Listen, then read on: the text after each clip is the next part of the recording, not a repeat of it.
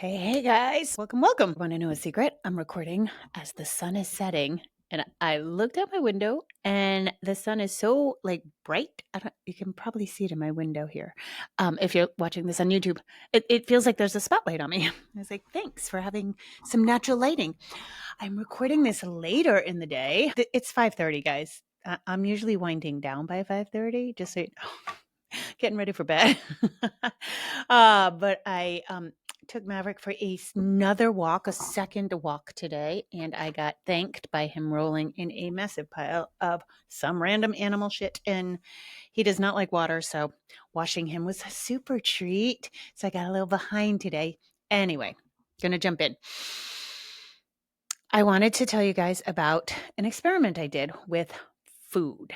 And I want to share because why even have a podcast if I can't tell you everything about my life? But we've been talking about food. So the last few episodes talking about, candy and neutral foods and all that and dinner. And dinner has been such a hot topic on Instagram, my newsletter. If you don't get my weekly email, I'll put that in the show notes because that's people like it. I'm hearing. I get good feedback, and it is a good way to get all my stuff. Anyway, we're having a robust conversation and feedback from the dinner conversation, and I just learned kind of three really cool things. And so I want to take you through what's been happening for the last few weeks with me and food because I do think you'll find it very, very interesting.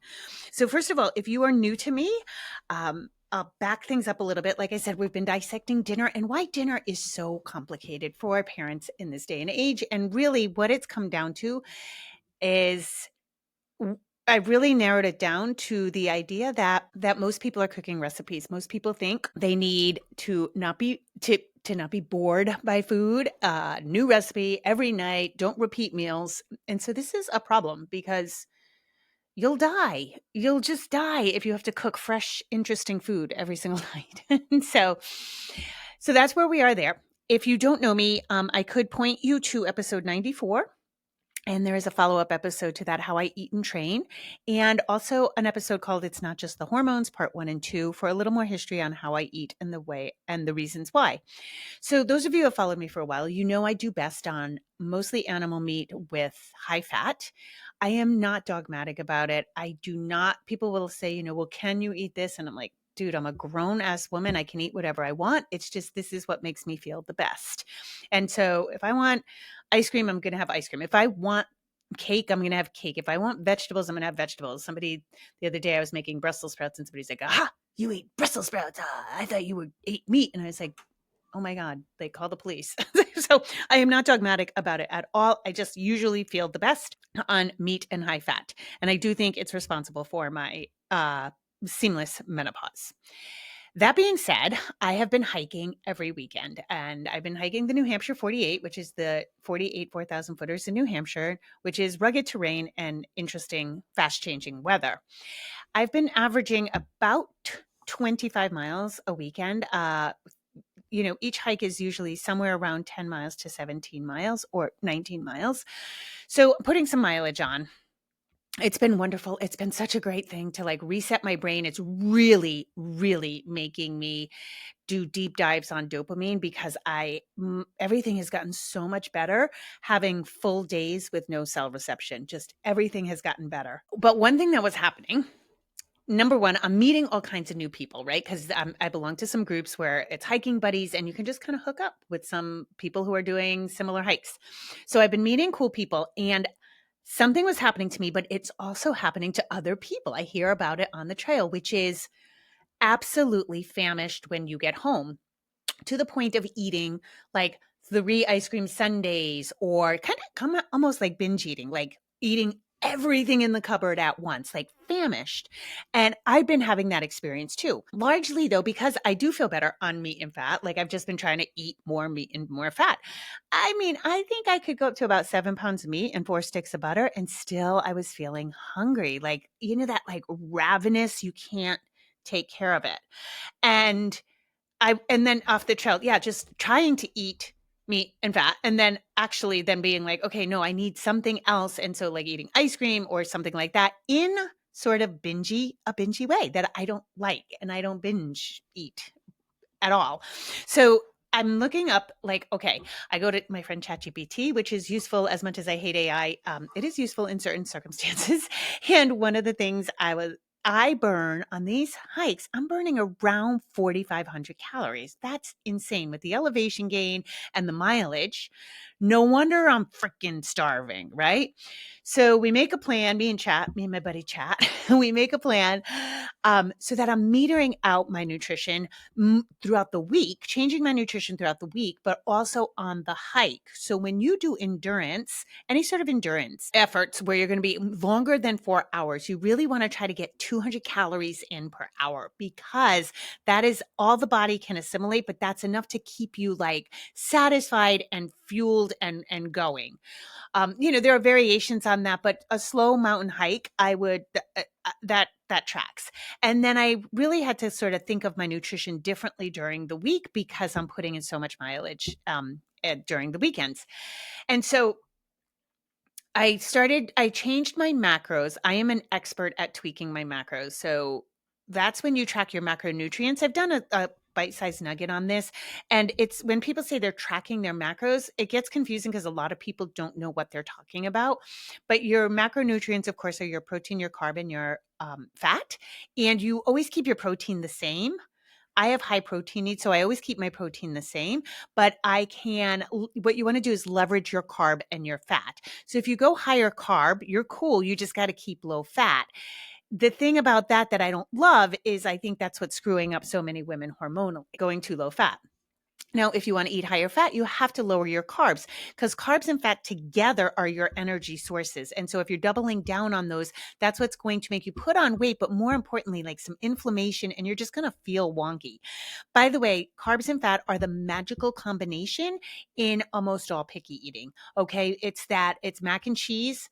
It's French fries, it's pizza, it's mashed potatoes with butter. It's anything that's really delicious. Ice cream, it's going to be high fat and high carbohydrate.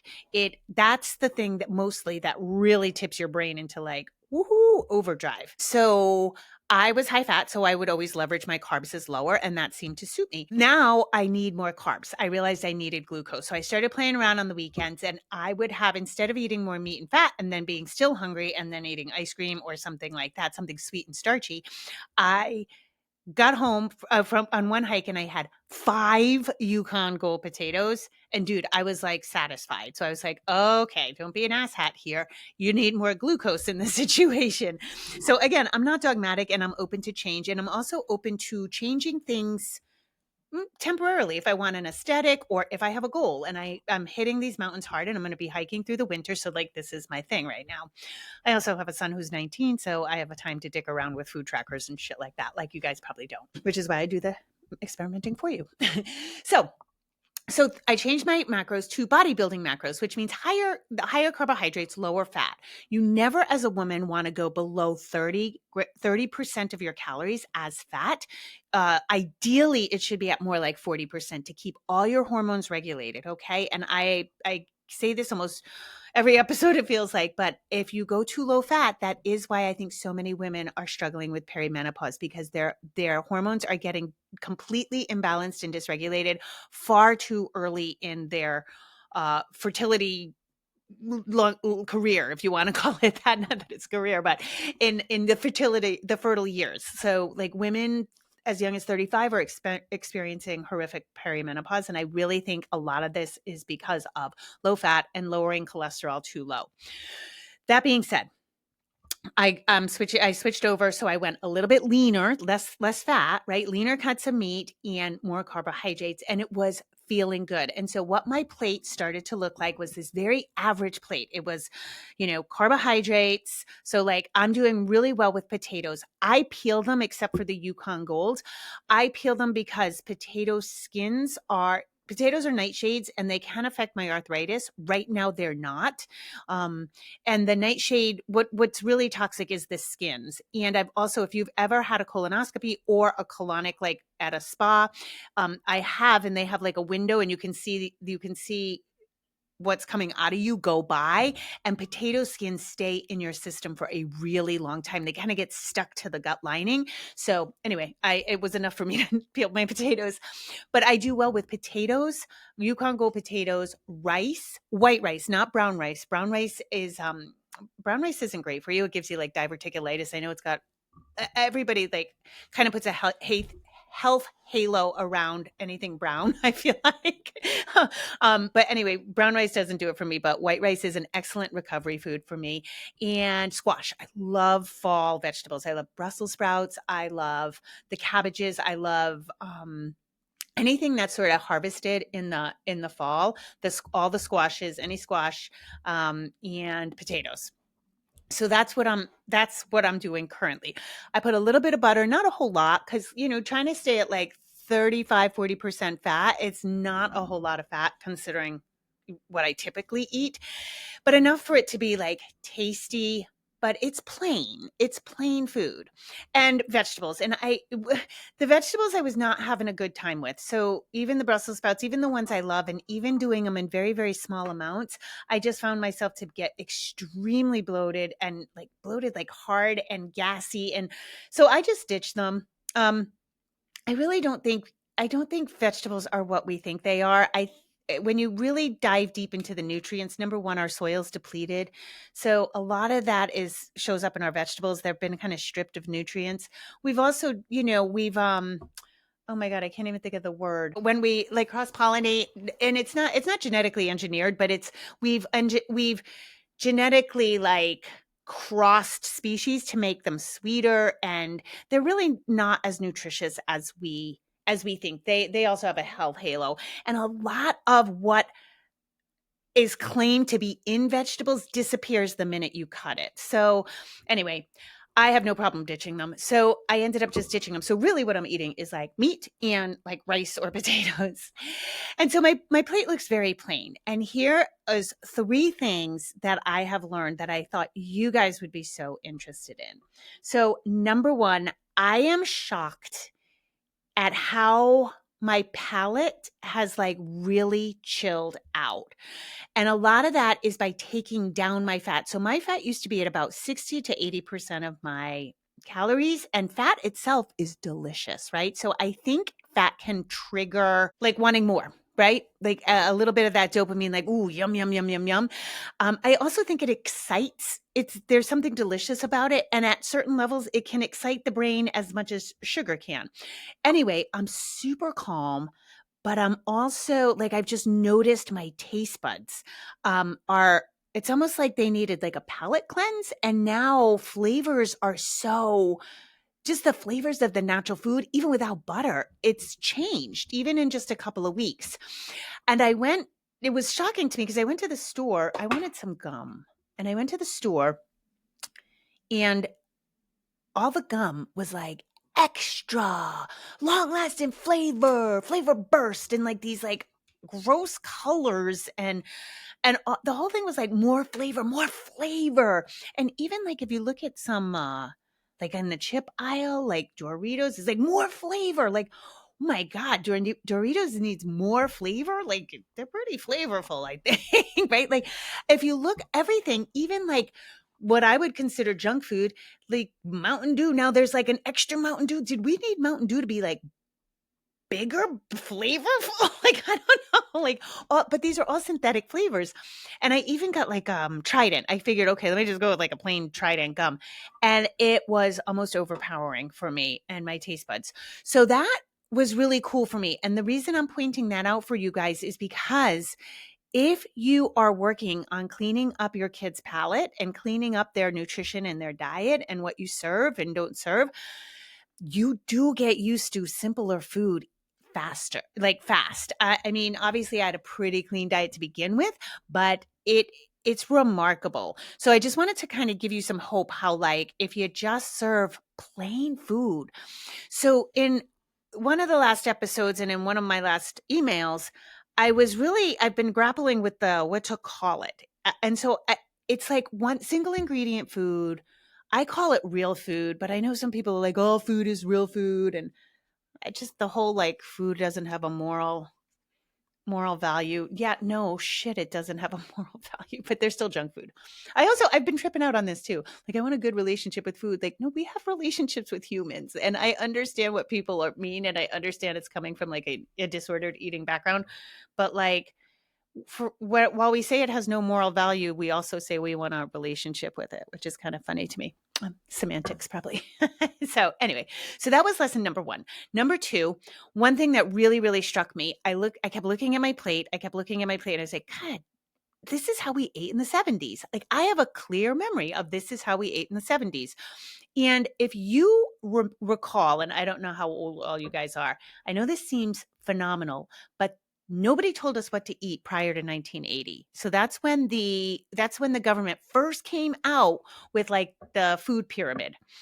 It might have been something else. I'm not sure that it was the pyramid then, but it's had various incarnations like my plate and all of that. Prior to that, nobody told us what to eat. It was mother's authority, and that was that. And it was just like we knew common sense was a protein, a starch, and a veg. That was it. And even the veggies, the veggies weren't like insane. We were not eat the rainbow. Okay. So eat the rainbow is nonsense because you can't eat the rainbow if you're eating local and seasonal. You can try, but you're not going to have all the vegetables that are available to you when you walk into the market and see all those vegetables. That's not local or seasonal. And so it messes with our head, it messes with our biology, but it confuses us thinking we need more than we need. Yeah. And so it was mother's authority. And if you've ever seen, if you have Apple TV, have you seen Lessons in Chemistry or read the book? Freaking awesome. Like, that's the best thing on like cooking and how to cook for your family. And it just a really good lesson about like authority in the kitchen and what food really means for our families.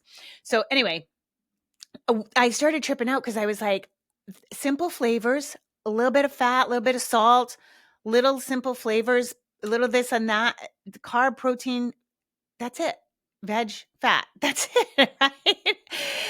But we weren't obese. We weren't metabolic illness, and obesity skyrockets after 1980. And so the government started telling us what to do. And it was like 6 to 11 servings of grains, which was all because of grain subsidies, right? Subsidies. And so we have that.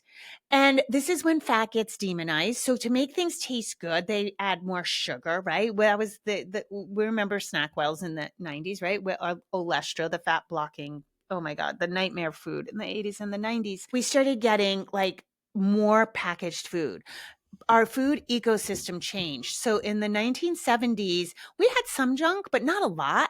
And our food was not being mass produced. It was produced fairly locally. There wasn't factory farming, there wasn't monocropping, and there were no superfoods. So these foods that are shipped in that we have somehow put another health halo around, goji berries, quinoa. Quinoa is environmentally terrible. It's grown in third world countries, and the people who harvest it are practically slaves, and they're not allowed to eat the food that's indigenous to them because it's being shipped to America as a superfood. So like, dig around a little, because most of our food has a dark path to get to us, except if you're local and seasonal. And like, I get you might not be able to go to like the farmer's market or something like that, but it's good to know what's local and seasonal. And when you go to the market and you see this plethora of vegetables and fruit, look at the label. Is it grown nearby? Because there are local fruits and vegetables in your market. It's so much less. I mean, shit, we're coming on winter in New England. By February, we should be lean because we're going to be living on scraps, right? Because we're not growing. So that changed. All of a sudden, we were shipping things in. I don't know if you guys know this. Broccoli is only about 120 years old. Broccoli is like a totally like engineered crop. so so anyway, like, we're not supposed to have tropical fruit in New England, especially in the dead of winter, but probably never. I probably shouldn't be eating bananas in New England. It's not part of my food culture. So it's not, never mind the travel for that banana to get to me. So, when we talk about our food supply, a lot goes into it, but also like when we talk about metabolic disease, like maybe we shouldn't be eating foods that have traveled so far.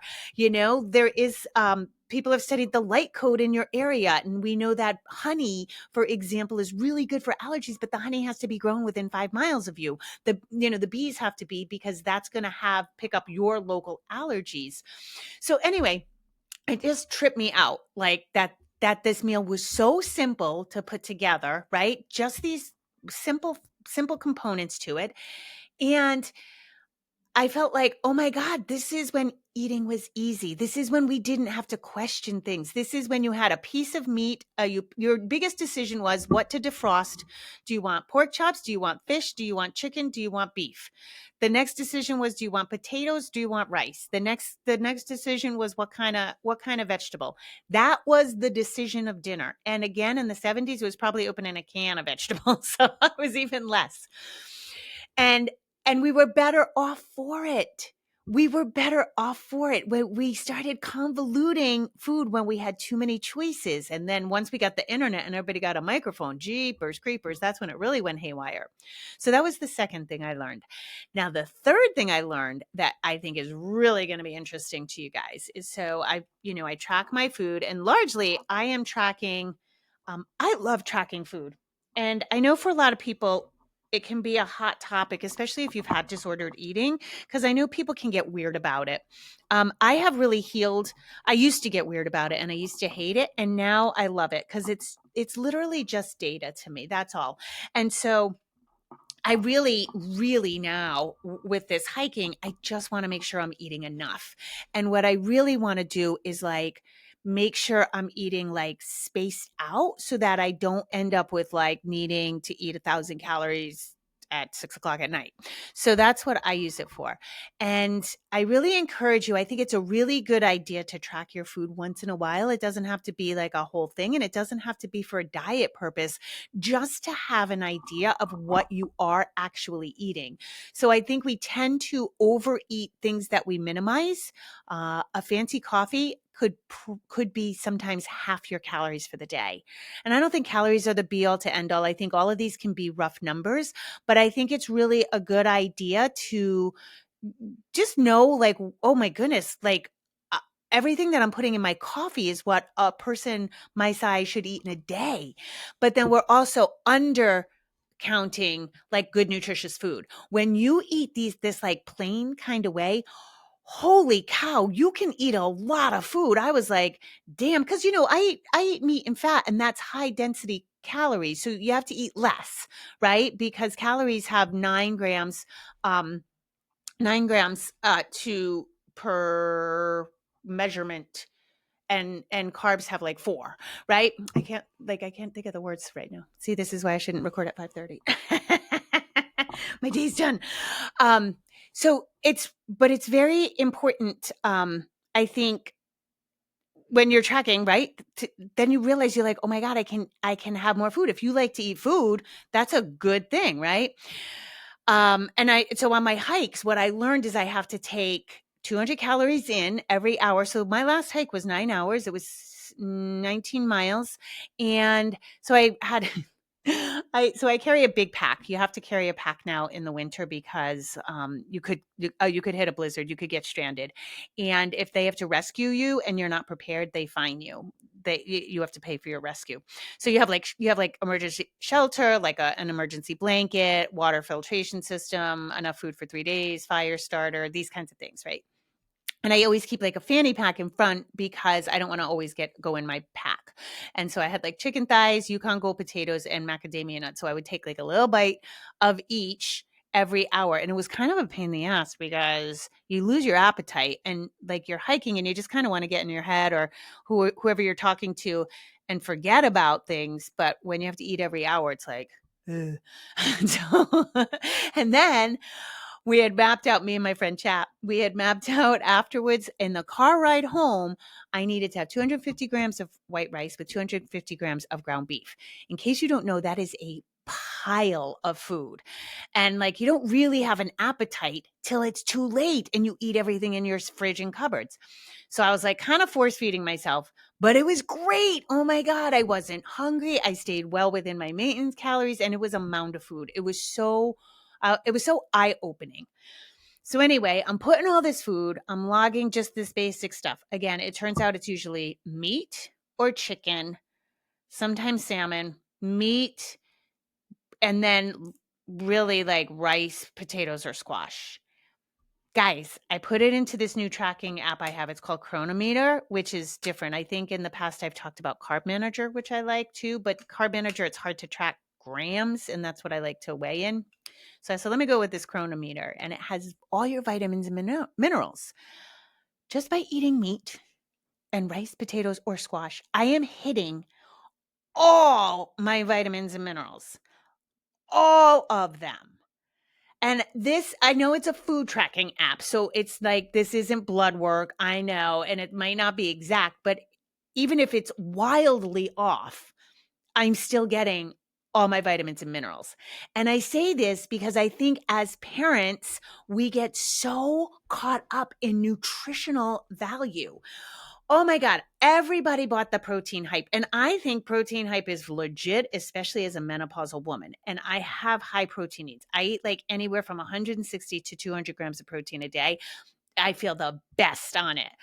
I believe the hype for older women, but now kids are like, guys, don't give your kid protein powder.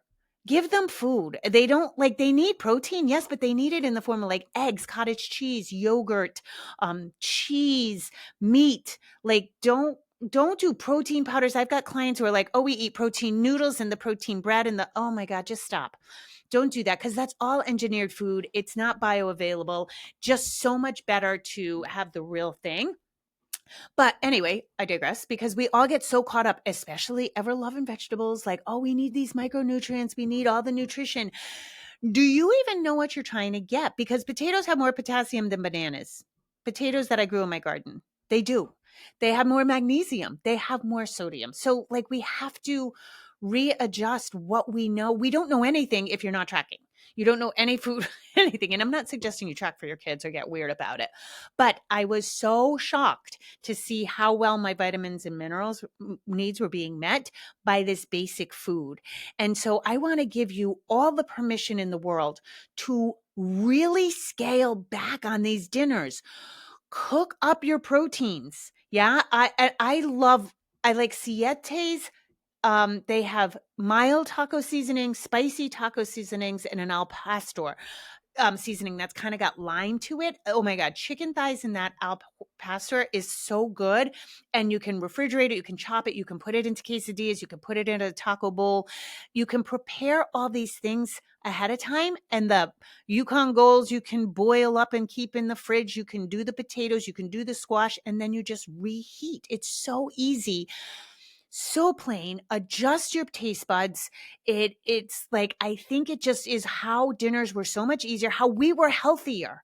And I think we were not obese as a society, and we were not metabolically ill. Guys, 70% of Americans are obese. 93% of Americans are metabolically unhealthy. That is insane. Like, America's going down the toilet as far as health. And here we are, like, making life harder with freaking recipes, thinking our kids aren't getting nutrients. Ground beef and rice, done. Like, so anyway, I couldn't wait to share this with you, not just because, like, it's been a fun couple of weeks of experimenting. And, like, also, if you are doing heavy activity, you need to figure out, and you can't believe your phone and you can't believe tracking watches. You really have to go online and just put in like mileage, elevation gain, whatever other data you can give AI to get your calories. Because I think sometimes tracking, Apple Watches are notoriously inaccurate for step counts and mileage. So I have like my iPhone that I keep on me, but it's inaccurate. And even I've had Garmin's in the past, and they can be inaccurate, or they can lose the satellite or just stop. And so it can be really tricky if you're doing endurance, any sort of thing like that. By the way, I would consider parenting an endurance athlete exercise. So especially if you're home with your kids all day, I think you're an endurance athlete. Not that, no slight on working moms and dads, but yeah, the stay-at-home parents have a special kind of endurance, I feel like. make sure you're getting an accurate count, okay, of eating enough. And again, I do think it's really valuable to track, especially if you're looking for an aesthetic. I don't see anything wrong with that, but to make sure you're eating enough, and make sure you're eating enough of the stuff that fuels you. You might be shocked at how low your protein is, or you may be shocked at, like, oh wow, I didn't know I eat 700 grams of carbohydrates. Okay, maybe I could go down to 500 grams, right? Or again, like, fat sneaks up on you, and I love fat. I'm all about high fat. But again, if you're doing high fat and high carbs, you might feel really sloggy. You might be putting on weight. It can get tricky. So you want to leverage those too. All right. I'm going to go really get ready for bed now. And as always, you guys, I totally appreciate you. And I think that's it. Yeah. All right. Rock on. Put your phone down. Okay. Let's all do it. Put your phone down.